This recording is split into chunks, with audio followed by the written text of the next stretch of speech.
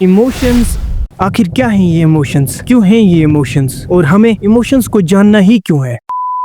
तो कमर की पेटी बांध लो और इमोशंस के सफर पर चलें, जहां हम समझेंगे राइट टाइम पे राइट इमोशन को कैसे ट्रिगर किया जाता है, सही टाइम पे सही इमोशंस शो करना और इमोशंस को अपने बेनिफिट के लिए यूज करना। So let's begin. सबसे पहले जानते हैं इमोशंस। इमोशंस क्या हैं? इमोशंस 3 नखरेबाजों के अराउंड बनता है: फिजिकल रिएक्शन, मेंटल इंटरप्रिटेशन और बिहेवियरल अर्ज। सबसे पहले फिजिकल रिएक्शन। फिजिकल रिएक्शन को बॉडी बजट से समझो तो आपका दिमाग आपके शरीर का हर सेकंड एक हिसाब रखता है। दिल, सांस, हार्मोन्स, इम्यून सिस्टम, जिसे हम बॉडी बजट कहते हैं। सोचिए, आप अपने दोस्त के साथ बाइक पे जा रहे हैं और आपके दोस्त के दिमाग में स्पीड अप का कीड़ा नाचने लगा, तो आपका दिमाग फ्यूचर प्रिडिक्ट करता है, अरे भाई ये तो आज हाथ बाजू तोड़वा कर ही मानेगा। दिमाग बॉडी का बजट बैलेंस करने के लिए फिजिकल रिएक्शन फास्ट कर देता है। अगर कोई चीज आपके सर्वाइवल या वेल बीइंग के लिए जरूरी लगती है, दिमाग तुरंत बॉडी में बदलाव कर देता है, हार्ट बीट तेज कर देता है, स्वेटिंग शुरू होती है, शूरिंग होने लगती है। यही फिजिकल रिएक्शन एक ऑटोमेटिक बजट एडजस्टमेंट है। दूसरा है मेंटल इंटरप्रिटेशन। ये सिर्फ लेबल नहीं, इफेक्टिव रियलिज्म है। ये सिचुएशन समझने वाली है। फॉर एग्जांपल, आप इंटरव्यू दे रहे हैं, आपकी बॉडी ऑलरेडी नर्वस है, हार्ट बीट आपकी तेज हो रही है, हाथ ठंडे पड़ रहे हैं, पेट में घबराहट है। ये आप भी जानते हैं कि वो आपको खा नहीं जाएगा। इंटरव्यूअर बस मुस्कुराते हुए नॉर्मल सवाल पूछ रहा है, लेकिन पिछले एक्सपीरियंसेस, आपके कल्चर और आपकी करंट एनवायरमेंट सिचुएशन के बेसिस पे आपको मीनिंग देता है। आप सोचते हैं इंटरव्यूअर मुझे जज कर रहा है, इसे मेरे आंसर खराब लग रहे हैं। असल में इंटरव्यूअर फ्रेंडली था, लेकिन आपकी बॉडी की घबराहट ने दुनिया को थ्रेटनिंग दिखाने वाला चश्मा पहन रखा था। इसी फेनोमेनन को कहते हैं इफेक्टिव रियलिज्म। आप विश्वास करने लगते हैं कि दुनिया वैसी ही है जैसा आप फील कर रहे हैं। तीसरा है बिहेवियरल अर्ज। बिहेवियरल अर्ज को सर्वाइवल ब्लूप्रिंट समझो। ये पर्सनली मुझे बहुत मजा आता है बताने में। जब आपकी बॉडी में कोई स्ट्रॉन्ग इमोशन जैसे घबराहट, गुस्सा, एक्साइटमेंट होता है, तो वो कुछ ना कुछ करने की जबरदस्ती फील करवाता है। ये सिर्फ सोचना नहीं, एक्शन लेने की तड़प होती है। ये इतना पावरफुल होता है कि आपको लगता है मुझे ये करना ही करना है, भले ही ये लॉजिकली सही ना हो। एक एग्जांपल से समझाता हूँ। आपकी फोन पे किसी से बहस हो गई और आपको गुस्सा आ गया। बिहेवियरल अर्ज ये है कि आप तुरंत कॉल करके उनके पूरे खानदान को गालियों से प्यारा सा इस्तेकबाल करते हो, और जो जो आपको याद होता है वो सारी तारीफें आप उनको पार्सल भेज देते हैं। जबकि 10 मिनट बाद जब आपका गुस्सा थोड़ा कम होता है, तो आप सोचते हैं, अरे भाई ये तो मैंने अपनी ही फील्डिंग सेट करा दी। सिंपल में कहें तो ये अर्जेस आपकी मर्जी के बिना भी जनरेट होते हैं। लेकिन अगर आप अपने आप को कूटने से बचाना चाहते हैं, तो आप प्रीफ्रंटल कॉर्टेक्स से इसे रोक या मॉडिफाई कर सकते हैं। दोस्तों, हमारा दिमाग कोई सिंगल कंप्यूटर नहीं है। ये एक अल्ट्रा एडवांस्ड ऑफिस है, जहां 5 सबसे टेढ़े एम्प्लॉयज बैठे होते हैं, और इनके बीच का झगड़ा ही आपकी पूरी जिंदगी डिसाइड करता है। सबसे पहले जानेंगे एमिगडाला के बारे में। ये आपके दिमाग का सिक्योरिटी गार्ड है। इसका काम सिर्फ पैनिक बटन प्रेस करना है, लॉजिक समझना इससे इसका कोई लेना देना नहीं। रास्ते में सांड सामने आ जाए या लाइट चली जाए तो दिमाग में गटर मच जाती है। इसका एक ही काम है, फ्लाइट, फाइट या फ्रीज।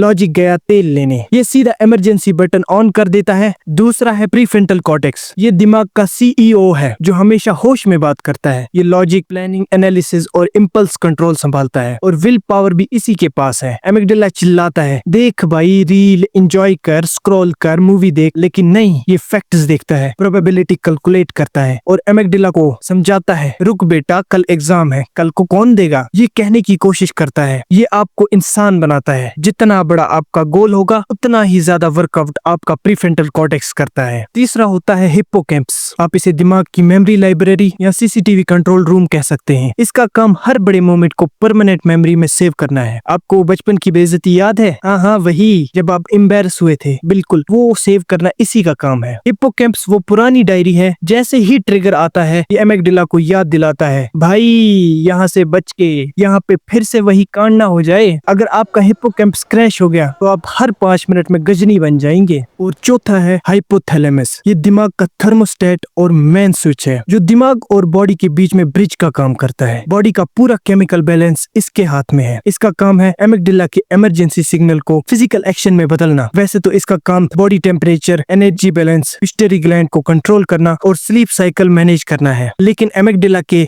रेड अलर्ट के आगे आंख बंद करके एड्रेनालाइन की स्विच को ऑन कर देता है, और आप फाइट या फ्लाइट मोड में आ जाते हैं। और फाइनल में अब बात करते हैं दिमाग की सबसे बड़े राज की, एक ऐसा पार्ट जो बाकी दिमाग की तरह डराता या चिल्लाता नहीं, बल्कि आपको वाइब्स देता है। इसका नाम है insula. The gut feeling detective. जब आप किसी नए इंसान से मिलते हैं तो आपको लगता है यार ये बंदा सही नहीं है, इससे दूर रहो। आपके पास कोई प्रूफ नहीं होता, कोई लॉजिक नहीं होती, लेकिन अंदर से ही एक गट फीलिंग आ रही होती है। वही आपका इंसुला होता है जो सामने वाले की बॉडी लैंग्वेज को स्कैन करके आपके पेट में अजीब सी सेंसेशन पैदा कर देता है। It's your ultimate red flag detector. या आपने कभी किसी को साइकिल से गिरते हुए देखा है या किसी के पैर पे हथौड़ा लगते हुए देखा है तो आपके अपने हाथ पैर हिल जाते हैं, क्योंकि आपका इंसुला सामने वाले के दर्द को कॉपी करके आपको खुद फील करवा देता है। अगर किसी इंसान में इंसुला काम करना बंद कर दे तो वो साइकोपैथ बन जाएगा, उसे किसी के दर्द से कोई फर्क नहीं पड़ेगा। इमेजिन करो, रात को आपका किसी से झगड़ा हो गया और आप स्ट्रेस में सो गए। सुबह अचानक फोन वाइब्रेट होता है, वन न्यू मैसेज। आपका दिमाग बिना मैसेज खोले ही फिजिकली रिएक्ट करने लगता है। आखिर ऐसा क्यों होता है? चलो समझते हैं हमारे दिमाग की इमोशनल फैक्ट्री को। अभी सिर्फ एक वाइब्रेशन हुई है, लेकिन क्योंकि दिमाग रात को झगड़े की वजह से ऑलरेडी अलर्ट था, ये छोटी सी वाइब्रेशन एक ट्रिगर बन जाती है। आपकी आंखों और कानों से ये सिग्नल सीधा दिमाग के थैलेमस तक पहुंच जाता है। थैलेमस दिमाग का सेंट्रल सॉर्टिंग हब है। ये तुरंत अलर्ट जारी करता है कि कोई इंपॉर्टेंट डाटा आया है। यहाँ से सिग्नल दो अलग रास्तों पर निकलते हैं, the low road and the high road. The low road से ये सिग्नल सीधा एमिगडाला के पास जाता है। एमिगडाला तुरंत चिल्ला उठा है, डेंजर, ये पक्का उसी का मैसेज है, बदला लो, गुस्सा दिखाओ। और द हाई रोड से हमारा कारपोरेट सीईओ, ये सिग्नल थोड़ा घूमकर प्रीफ्रंटल कॉर्टेक्स यानी आपके लॉजिकल दिमाग तक जाता है। वो आराम से सोचता है, रुको यार, पहले मैसेज खोल के देख तो लो। लेकिन इस लॉजिकल रास्ते में थोड़ा वक्त लगता है। तब तक एमिगडाला बाजी मार लेता है। एमिगडाला के सिग्नल पर हाइपोथैलेमस बॉडी के इमरजेंसी सिस्टम को ऑन कर देता है। एड्रेनालाइन रिलीज होता है, आपकी हार्ट रेट बढ़ जाती है, हाथ ठंडे पड़ते हैं और दिमाग में एक इमीडिएट इम्पल्स आता है कि अभी के अभी इसकी ऐसी की तैसी कर दे। लेकिन जैसे ही आप फोन का लॉक खोलते हैं, वहाँ किसी का झगड़ा नहीं बल्कि सेमेस्टर 6 का रिजल्ट लिखा होता है। यहाँ एंट्री होती है इंसुला की। इंसुला आपकी बॉडी में चल रही सारी उथल पुथल को स्कैन करता है। अब क्योंकि कॉन्टेक्स्ट बदल चुका है, दिमाग इस गुस्से और डर को रीलेबल करके एक नया नाम देता है,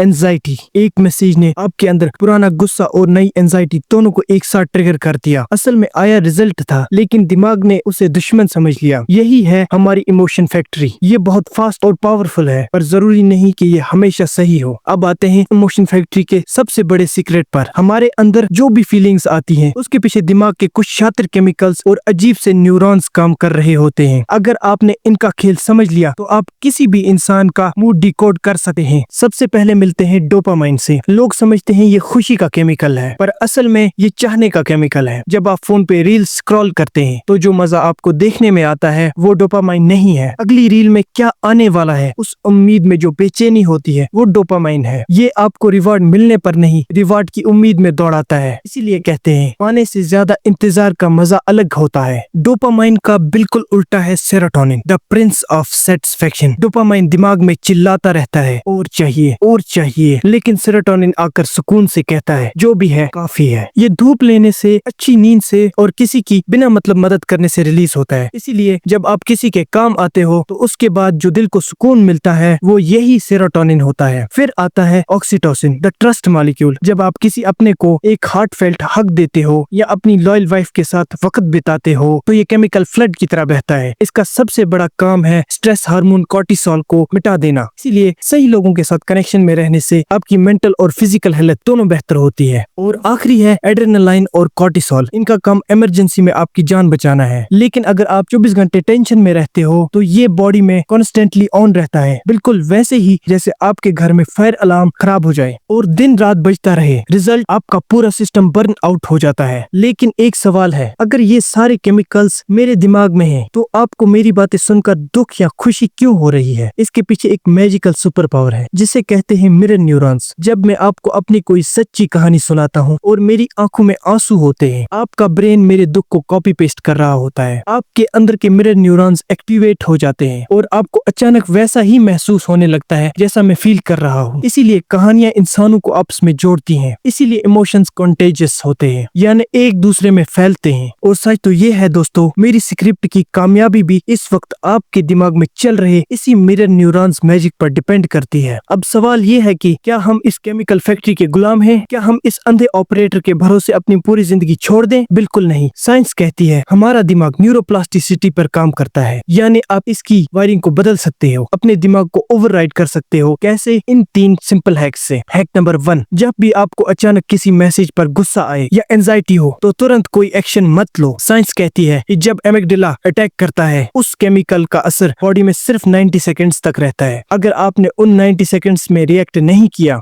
अपना फोन साइड में रख दिया और सिर्फ लंबी सांस ली, तो सिग्नल ऑटोमेटिक लो रोड से हटकर आपके लॉजिकल प्रीफ्रंटल कॉर्टेक्स के पास चला जाएगा। 90 सेकंड्स में आप दुश्मन से वापस इंसान बन जाओगे। हैक नंबर 2, अगर आप हर वक्त बेचैन रहते हो तो आपका दिमाग चीप डोपामाइन के भेड़ियों में बन चुका है। इसको ठीक करने का तरीका डिलेड ग्रेटिफिकेशन है। अगली बार जब रील स्क्रॉल करने का मन करे तो खुद को बोलो 5 मिनट बाद देखूंगा। उस 5 मिनट में धूप में बैठ जाओ या किसी की मदद कर दो। आपका दिमाग डोपामाइन की बेचैनी छोड़कर सेरोटोनिन का सुकून रिलीज करने लगेगा। हैक नंबर 3, अगर आपका स्ट्रेस कॉर्टिसोल कॉन्स्टेंटली ऑन रहता है तो हाइपोथैलेमस को लगता है कि आप अभी भी किसी क्रिटिकल सिचुएशन में हो। इसे बंद करने का सबसे फास्ट साइंटिफिक तरीका है द फिजियोलॉजिकल साई। 2 बार नाक से गहरी सांस लो और फिर मुंह से आराम से छोड़ दो। सिर्फ 2 बार ऐसा करने से आपका लंग एक्सपेंड हो जाता है, हार्ट रेट ड्रॉप होती है और हाइपोथैलेमस तुरंत इमरजेंसी स्विच को ऑफ कर देता है। तो दोस्तों, आपका दिमाग एक पावरफुल सर्वेंट है लेकिन बहुत ही घटिया मास्टर है। इसकी फैक्ट्री को अपने ऊपर हावी मत होने दो। कंट्रोल आपके हाथ में है। सांस लो, पास करो, फैक्ट चेक करो और अपनी जिंदगी का सीईओ खुद बनो। अगर वीडियो अच्छी लगी हो तो अपने दोस्तों की हिडन न्यूरॉन्स को एक्टिवेट करो और उनके साथ ये वीडियो शेयर करो। See you in the next video.